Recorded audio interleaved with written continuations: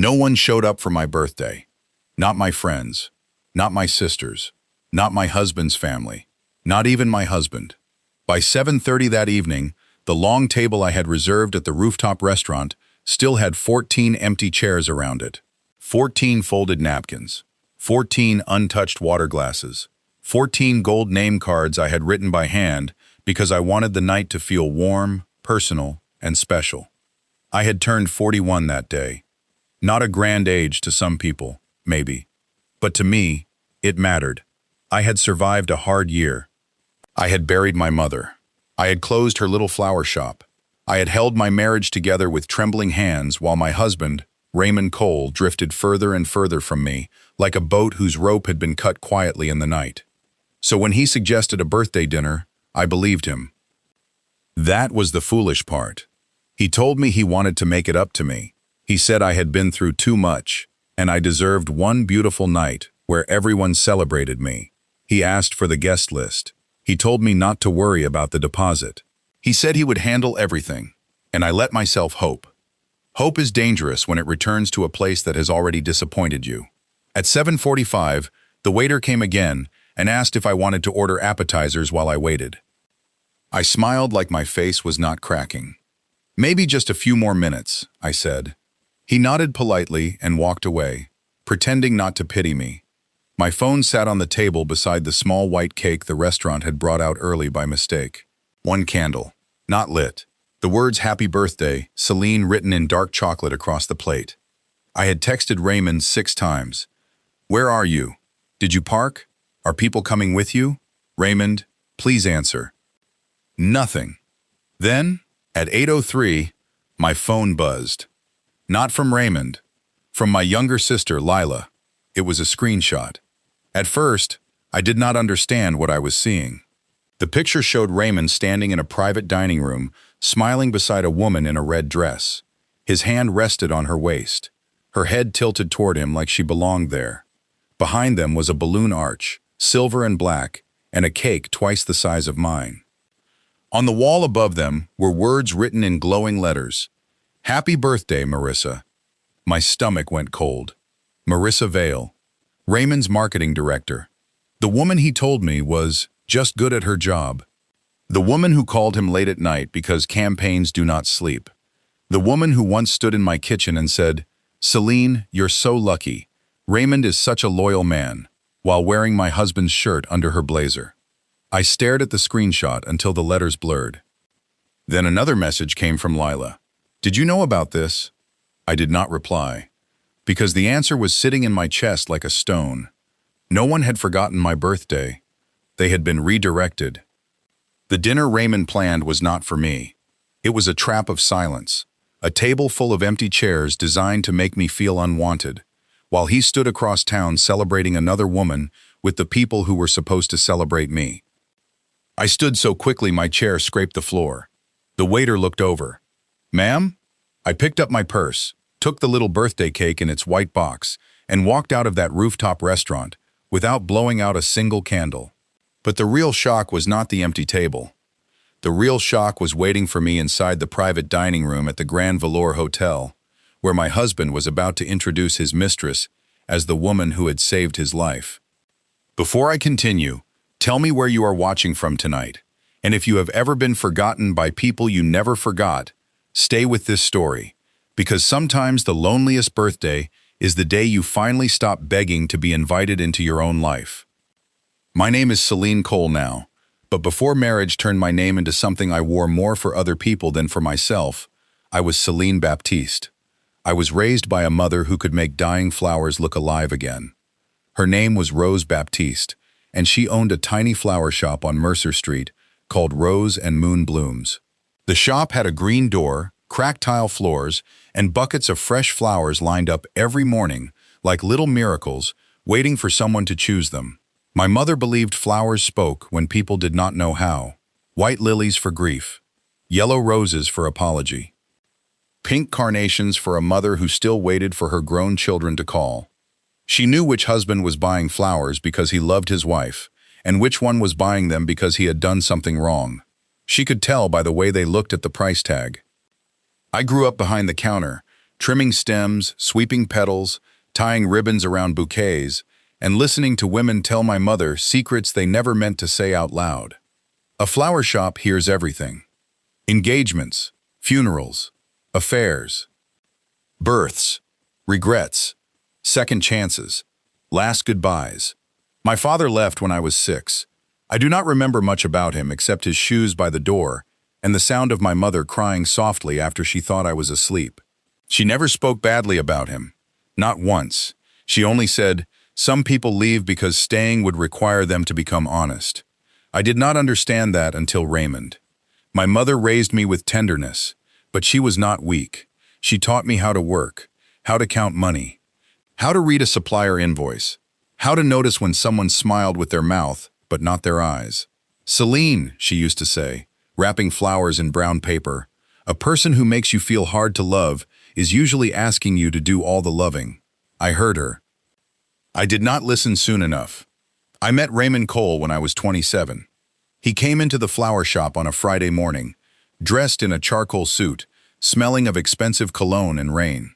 He needed flowers for a corporate apology. That was what he called it. "A client's wife is upset," he said. "I need something elegant, but not too romantic. We don't want to make it worse." My mother looked up from the counter and said, "If a man is asking another man to buy flowers for his wife, it is already worse." Raymond laughed. I laughed too, because he had that kind of charm. It arrived before him, filled the room, and made people forgive things he had not even done yet. He looked at me then. "You must be Rose's daughter." "I am." "Then you probably know exactly what kind of flowers fix trouble." "Flowers do not fix trouble," I said. "They only tell the truth prettier." His smile widened. That was the beginning. Raymond kept coming back to the shop, first for clients, then for his mother, then for a neighbor, then for no reason he could explain without smiling. He worked for a branding agency then, not yet powerful, but hungry. He wanted to build something that carried his name.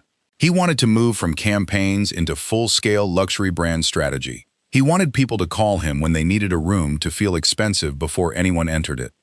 He said I had a calming presence. At 27, I thought that meant peace. Now I know some people call you calming when they mean you make their chaos easier to live with.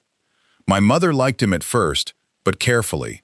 She was kind to Raymond, but she never melted for him the way other women did. When he brought coffee to the shop, she thanked him. When he praised her arrangements, she nodded. When he asked her what flowers meant forgiveness, she said, "The kind delivered with changed behavior." After he left, I asked, "Mama, why are you so hard on him?" She trimmed a rose stem without looking up. "I am not hard on him. I am listening." "To what?" "To what he wants from you." I rolled my eyes. "He wants to take me to dinner." My mother looked at me then. Men often ask for dinner first. Later they ask for your patience, your silence, your money, your youth, your forgiveness, your whole self. Dinner is where you start watching. I thought she was being dramatic. Children of wise mothers often mistake protection for fear. Raymond proposed after 2 years. He did it in the flower shop after closing, surrounded by roses he had bought from my mother. She cried. I cried. He cried too, or at least his eyes looked wet enough for photos. I said yes, because I loved him, and because at that age, I still believed love was mostly about choosing someone and being chosen back. We got married in a garden behind a small historic house. My mother made every floral arrangement herself. She worked for 3 days with swollen feet and a smile she could not hide. At the reception, she danced with me and whispered, "Do not disappear inside marriage. A woman is not a vase for a man's flowers." I hugged her and promised I would not. Then I spent the next 12 years doing exactly that. At first, our marriage was full of small happiness. Raymond was attentive. He asked about my work.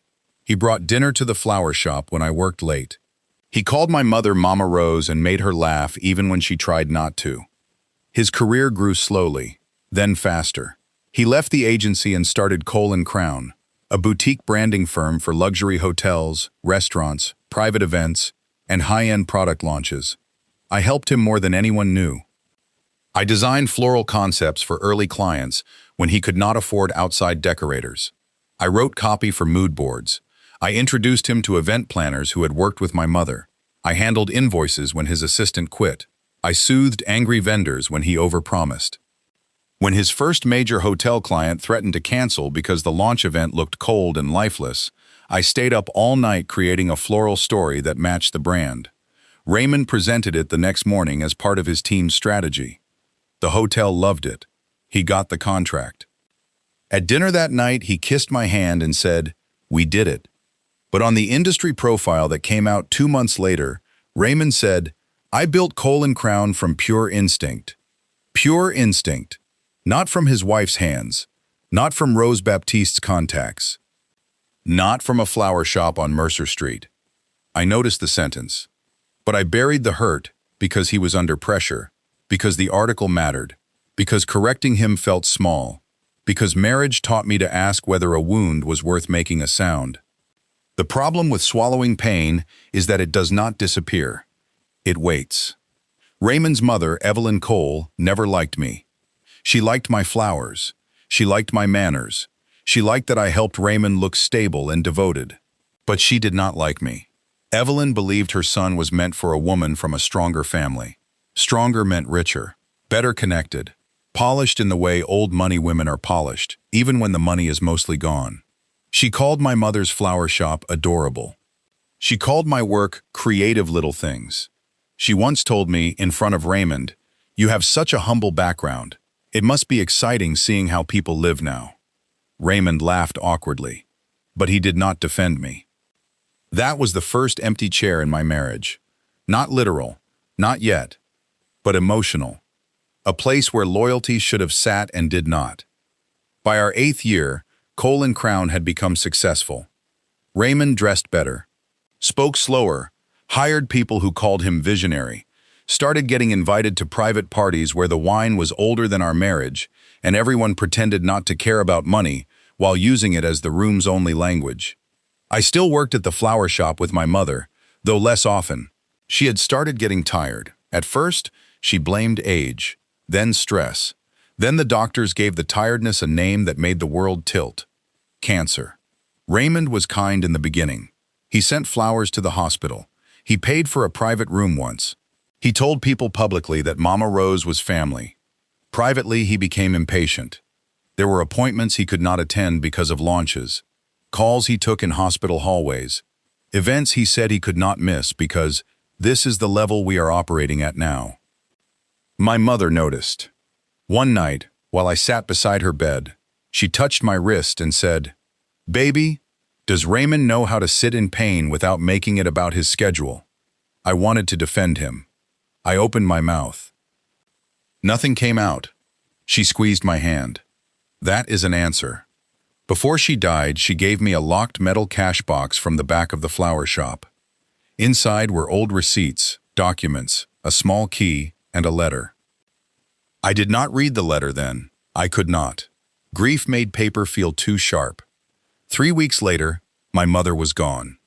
I closed Rose and Moon Blooms after the funeral. Not forever, I told myself. Just for a while. But grief turned the green door into a wall I could not pass. Raymond attended the funeral in a perfect black suit. He gave a speech about my mother's grace. People cried. He looked like a devoted son-in-law. That was Raymond's talent. He could perform tenderness beautifully when there was an audience.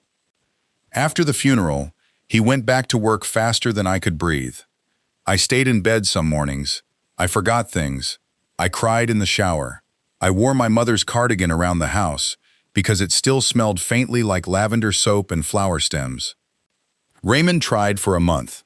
Then he stopped trying. "You cannot live inside grief forever," he said one evening. I looked at him from the kitchen table. My mother died 6 weeks ago. I know, but life continues. He meant his life. His dinners, his events, his clean house, his charming wife beside him when clients needed to believe he was a family man. I tried to return to myself. I really did. But when a mother dies, the world does not simply lose a person, it loses a language. There were things only she understood, looks only she could read, wounds only her voice could soften. And without her, Raymond's coldness became louder. That was when Marissa Vale arrived. Marissa joined Cole & Crown as a marketing director. She was 32, sharp, beautiful, and restless. She had the kind of confidence that made people assume she belonged in every room, even when she had just entered it. She wore red lipstick like a warning and laughed at Raymond's jokes before he finished them. The first time I met her, she hugged me too tightly. "Celine," she said, "Raymond talks about you all the time." I looked at him. He smiled, but his eyes flickered. "What does he say?" Marissa tilted her head. "That you're very grounding." Grounding. There it was again. The polite word for useful, but not exciting. She looked around our home and added, "This place is so peaceful. I can see why he keeps you here." Keeps you here. I never forgot that. After Marissa came, Raymond changed in ways small enough to deny and big enough to feel. He started staying late at the office.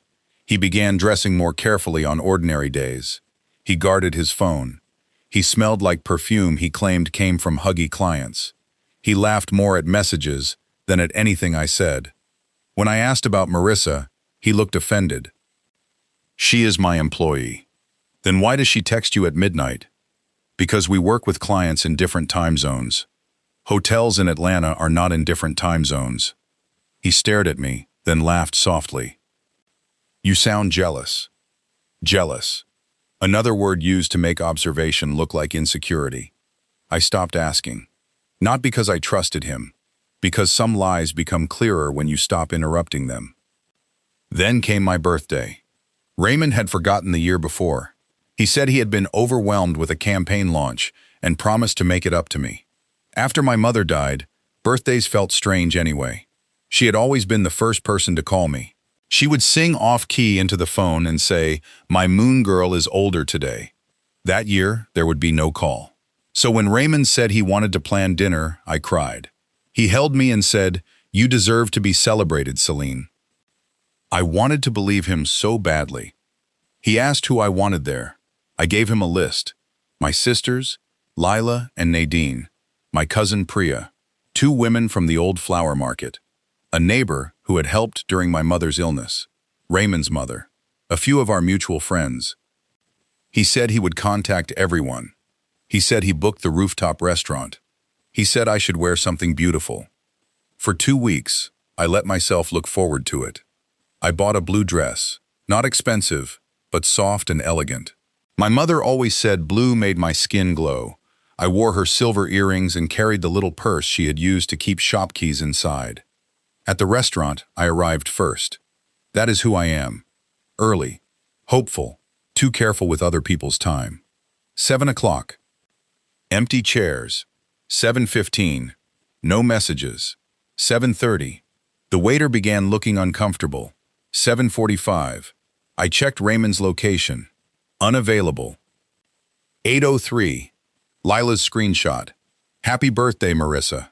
I stared at the image until I felt something inside me step backward from my body and see the whole scene clearly. The empty table was not an accident. Raymond had not forgotten. He had replaced me.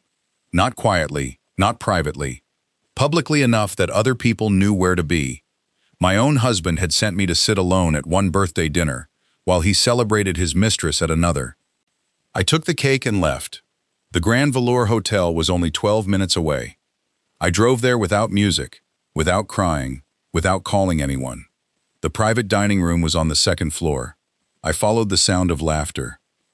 When I reached the doorway, I saw the whole scene. Marissa stood near a tall cake, glowing in red satin. Raymond had his arm around her waist. Evelyn, my mother-in-law, sat at the front table beside Marissa's mother, laughing like old friends. Several of Raymond's employees were there. Some of our mutual friends, too. People who had not shown up for me. People who had chosen which birthday mattered. A banner behind the cake said, "Marissa, the woman who makes everything shine." Raymond lifted a glass. "To Marissa," he said. "A woman who walked into my life and reminded me what it feels like to be alive." The room clapped. I stepped inside with my little white cake box in my hands. The applause faded table by table. Raymond saw me. His face went still. Marissa turned slowly, still smiling until she realized everyone was looking at me. Evelyn's mouth tightened. For a moment, no one moved. Then Raymond set down his glass and walked toward me. "Celine," he said quietly, "what are you doing here?" I looked around the room. I could ask the same thing. Marissa stepped forward, her red dress catching the light. "This is a private event." I looked at the banner. So was my birthday. A few guests shifted in their seats. Raymond's jaw tightened. "Do not make a scene." I held up the small cake box. No one came. His eyes flickered. Not with guilt, with annoyance that I had said it out loud. He lowered his voice. "We'll talk at home." "No," I said. "We can talk here. Everyone seems available." A murmur moved through the room. Marissa laughed lightly, trying to regain control. "Celine, there must have been confusion.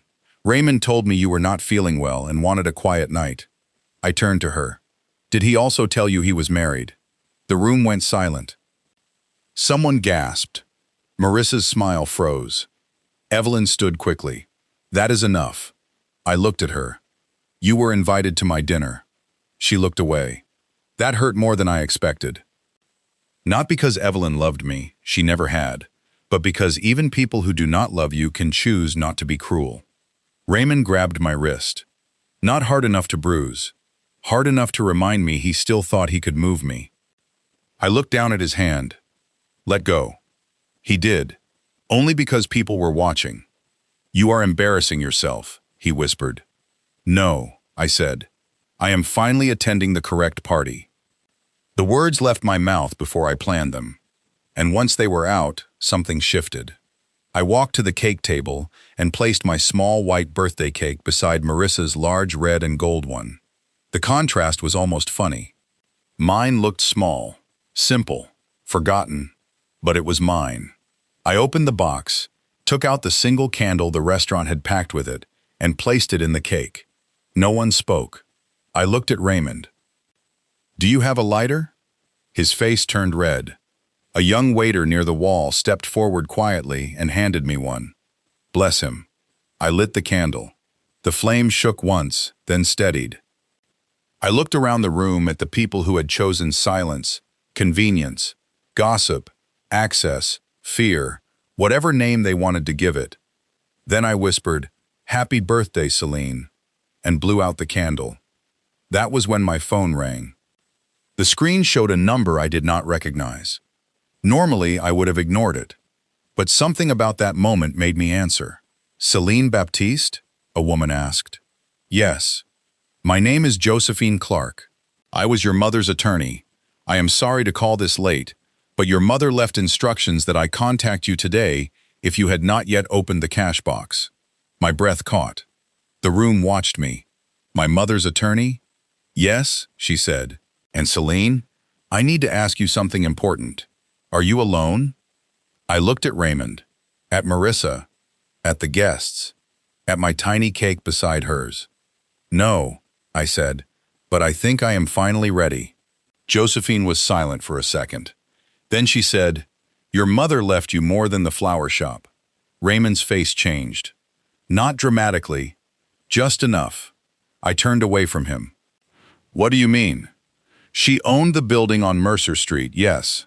But she also held controlling shares in a private floral supply and event design company called Baptiste Bloom Group. It has grown significantly over the years. Your mother kept it quiet for personal reasons." The room seemed to blur. "What kind of company?" Josephine's voice softened. "One that supplies luxury hotels, major event houses, and high-end brand launches across the Southeast, including, I believe, several vendors connected to your husband's firm." My eyes lifted to Raymond. For the first time that night, he looked afraid. Josephine continued, "Your mother named you sole beneficiary and controlling owner. The transfer documents require your signature. I have been trying to reach you because there is a pending vendor agreement involving Cole & Crown that needs review by Monday."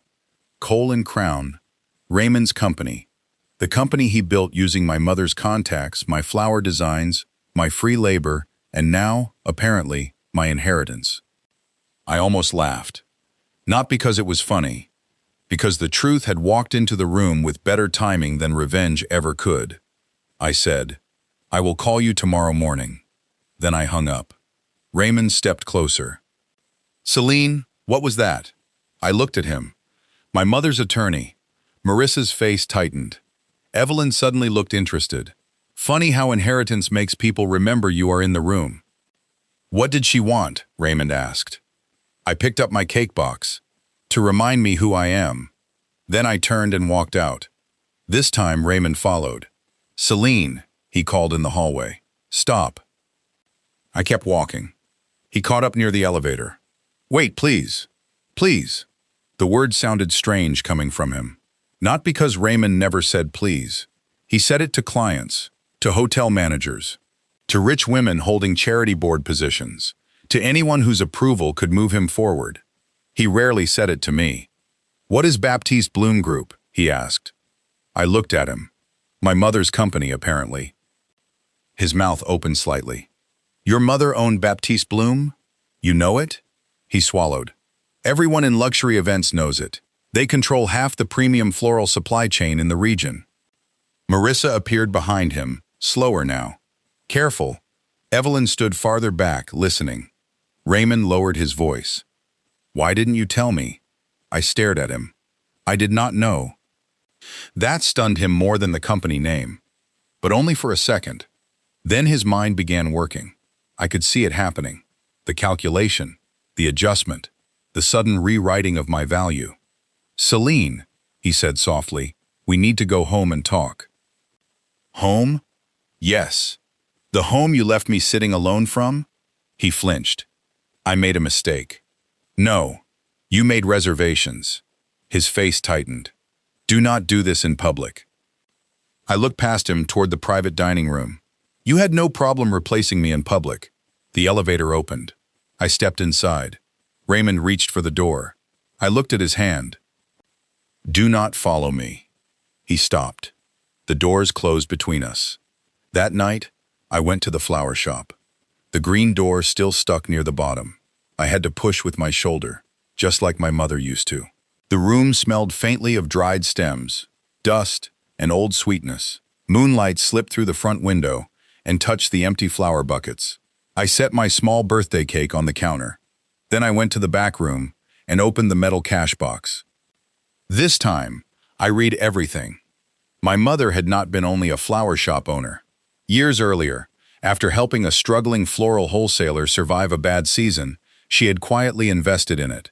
Then in another supplier. Then a cold chain delivery company. Then a design studio. Then a luxury event floral network. Over time, through patience and instinct, she had become the private force behind Baptiste Bloom Group. She never told me because, in her letter, she said wealth too often made people act before they had learned to see. My moon girl, if you are reading this, I have gone where flowers do not wilt. Forgive me for keeping parts of my life quiet. I wanted you to learn beauty with your hands before you inherited it on paper. I wanted you to know the cost of roses before anyone called you owner. Baptiste Bloom Group is yours now. Do not let anyone make you feel small inside what your mother built. And if Raymond has loved you well, share joy with him. If he has not, remember this. A woman who brings flowers to everyone else must not forget to place one on her own table. Happy birthday, my Celine. Mama. I cried so hard I had to sit on the floor. Not because of the money, because she knew. Somehow, mothers always know more than they say. The next morning, I met Josephine Clark. She was a small woman in a navy suit with white hair and sharp eyes. She walked into the flower shop like she had been there many times before, which I later learned she had. My mother had trusted her for almost 20 years. Josephine explained the structure. Baptiste Bloom Group was privately held, profitable, and deeply connected to the luxury events world. Cole & Crown had recently negotiated a major partnership relying on Baptiste vendor pricing, supply priority, and design exclusivity. Raymond needed that agreement. Without it, his biggest hotel branding contract could collapse. The agreement required my signature by Monday. I looked down at the papers. Did Raymond know my mother owned it? No, Josephine said. Your mother preferred privacy, but he knew enough to benefit from the network she helped create. Of course he did. Raymond had spent years using doors opened by women he underestimated. My mother. Me. Even Marissa, probably, though I had no sympathy to spare for her yet. Josephine touched the edge of the contract. You are not required to sign. What happens if I do not? Cole & Crown loses preferred access and may fail to meet obligations on the hotel campaign. It could damage the company significantly. I thought of Raymond's face in the hallway. Not sorry. Afraid. Then I thought of the empty birthday table. I need to review everything. Josephine smiled slightly. Your mother hoped you would say that. For the next 48 hours, I worked. Not cried. Worked. I read contracts, reviewed vendor relationships, looked at Cole & Crown's dependency on Baptiste Bloom Group, learned where Raymond had cut corners, promised access he had not secured, used my mother's network as if it had always belonged to him. Meanwhile, my phone exploded. Raymond called 21 times, then texted, Celine, please come home. I handled things badly. Marissa means nothing. That one made me stop. I wondered how Marissa would feel reading that, standing beside her giant cake, after being toasted as the woman who made everything shine. Then, we need to talk before you make any business decisions emotionally. There it was. Emotionally. A man humiliates his wife, abandons her on her birthday, celebrates his mistress with their friends, then worries she may respond emotionally. I blocked him. Marissa messaged once. I didn't know the whole situation. Raymond said you two were separated emotionally. Separated emotionally. What a convenient phrase for people who want permission without paperwork. I did not answer. On Monday morning, Raymond arrived at Rose and Moon Blooms. He looked tired, not destroyed. Men like Raymond rarely lose sleep for moral reasons when panic will do. He wore a gray suit and carried white roses. White roses. My mother used to say white roses were either pure love or polished guilt. With Raymond, they were never pure. I was behind the counter, reading a supplier report. He stood in the doorway for a moment. Celine. Raymond. His eyes moved around the shop. I haven't been here in a long time. No, I miss Mama Rose. That almost angered me. Not because he did not miss her, because he had no right to use her name as a bridge after stepping over her daughter. What do you want? He placed the roses on the counter. To apologize. I looked at them. Use words. He swallowed. I was wrong. Yes. I hurt you. Yes. I should never have let the birthday situation happen. I tilted my head. Let it happen? His face tightened slightly. I mean, I should not have handled it that way. You planned it. His mouth closed. You took my guest list, redirected people, left me alone, and celebrated Marissa. He looked away. I was confused. No, I said. You were cruel.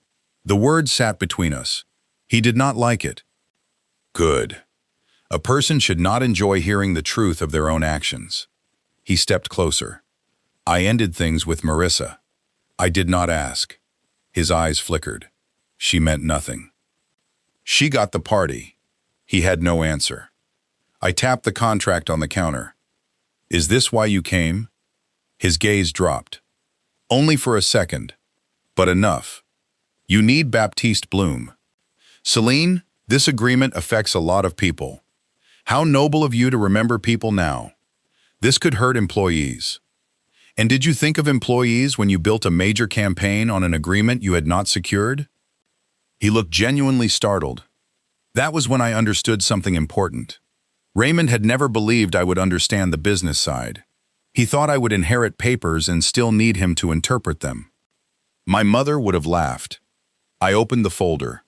Cole & Crown overpromised exclusivity, underreported projected volume, delayed payments to 2 smaller vendors, and used Baptiste Bloom's name in pitch materials before final approval.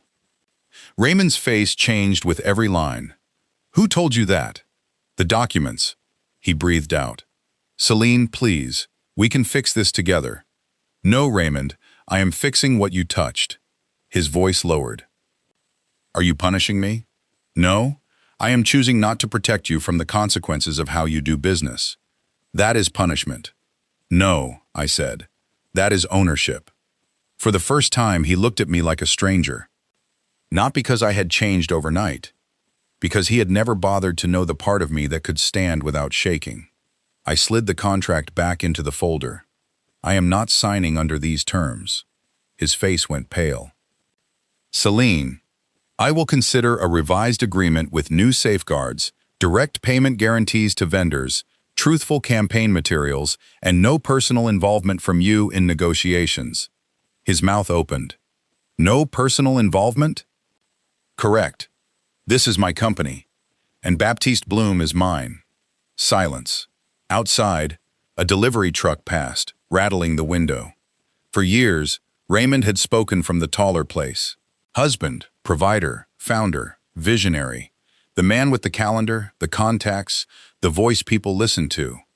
Now he stood in my mother's flower shop, holding rejected roses, learning that the roots under his empire were not his. He left without the flowers.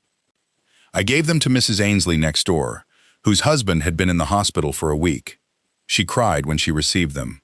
That was the first good thing Raymond had accidentally done in years. The fallout began quietly. Cole & Crown lost the hotel campaign after Baptiste Bloom refused to support the original proposal. Raymond tried to renegotiate directly with suppliers. They declined. Some had loved my mother. Some respected Josephine. Some had waited years to see Raymond corrected. Marissa resigned 2 weeks later. Not because she developed a conscience. Because the shine was gone. Evelyn called me once. Celine, she said, voice sweet enough to rot teeth. Families should not destroy each other over misunderstandings. I almost smiled. Evelyn, a misunderstanding is when someone goes to the wrong restaurant. Your son sent me to the wrong life. She hung up. Good. I reopened Rose and Moonblooms that spring. Not exactly as before. The front remained a flower shop. Fresh lilies, roses, orchids, carnations, wild bouquets in mason jars because my mother loved them. But the back room became a business support studio for women in floral design, event work, catering, and creative services. We taught pricing, contracts, inventory, how to read vendor terms, how to avoid being paid in exposure, how to recognize clients who confuse kindness with free labor. I named the program the Moon Table because every woman deserves a seat at her own celebration. On opening day, my sisters came. The flower market women came. Lila cried when she saw our mother's apron hanging by the door.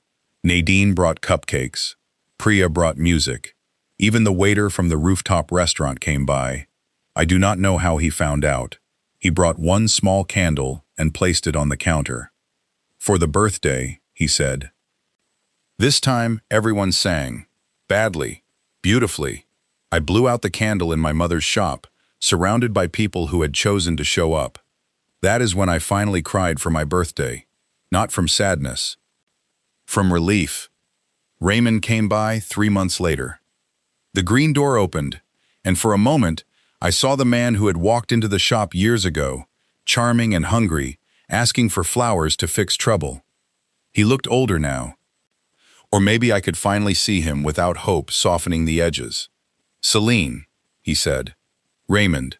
He looked around the shop. It looks beautiful. It always did. He nodded. I deserve that. I said nothing. He stepped closer to the counter. Cole & Crown is downsizing. I heard. Marissa left. I heard that too. He gave a sad little laugh. You hear everything now? No. I just stopped ignoring what reaches me. He looked at the floor. I am sorry about your birthday. That was not enough, of course. But it was a start. For which part? I asked. He closed his eyes briefly. All of it. The table. The party. Marissa. Letting my mother treat you like you were invisible. Making you feel like you were hard to celebrate. My throat tightened. There it was.